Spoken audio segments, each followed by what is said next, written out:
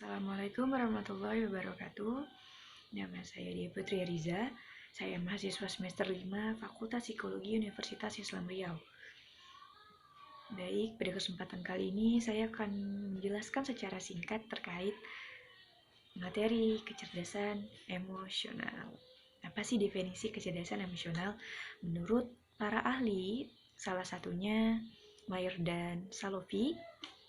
Nah, menurut mereka, definisi dari kecerdasan emosional itu adalah kemampuan seseorang tentang bagaimana dia memonitor diri dia dan emosi dia, dan juga punya orang lain atau suasana orang lain.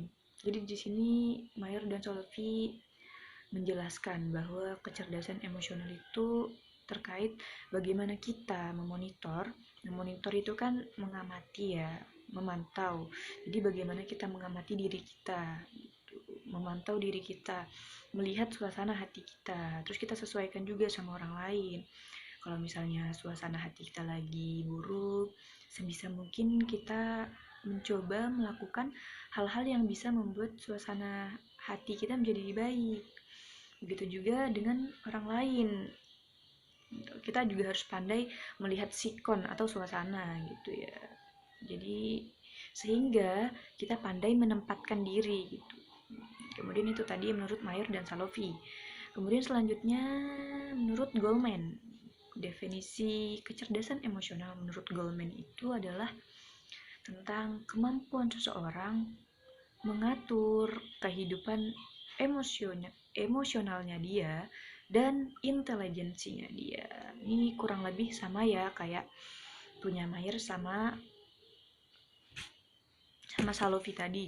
Cuma di sini Goleman nambahin nih bahwasanya koordinasi suasana hati seseorang adalah inti dari hubungan sosial yang baik.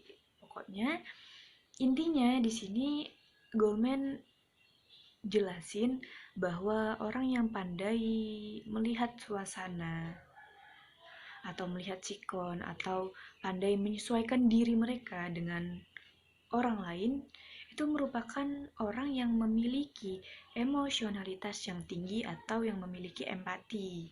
Jadi menurut Goleman juga orang yang mempunyai emosionalitas yang tinggi cenderung dia lebih bisa menyesuaikan dengan lingkungan sekitarnya, atau bisa disebut juga dengan orang yang pandai bersosialisasi. Wow. Kemudian saya akan menjelaskan tentang faktor-faktor yang mempengaruhi kecerdasan emosional. Jadi emosi kita itu ada beberapa faktor yang bisa mempengaruhinya ya. Yang pertama itu faktor internal. Nah, faktor internal ini dia ada dua sumbernya. Yang pertama jasmani. Jasmani ini terkait tentang kesehatan kita, fisik kita. Jadi kalau fisik kita sehat, kita memiliki kesehatan yang sehat, insya Allah emosi kita juga ngikut gitu. Kemudian faktor psikologis. Nah, faktor psikologis ini terkait pengalaman kita, motivasi kita, kemudian perasaan kita, dan kemampuan kita dalam berpikir. Jadi kalau kita selalu berpikir positif, insya Allah emosi kita juga bakal ngikut, juga bakal baik. Jadi tergantung kita ya, bagaimana kita berpikir. Kalau kita positif ya insya Allah positif juga emosi kita. Kemudian faktor eksternal. Nah, faktor eksternal ini terkait bagaimana lingkungan kita.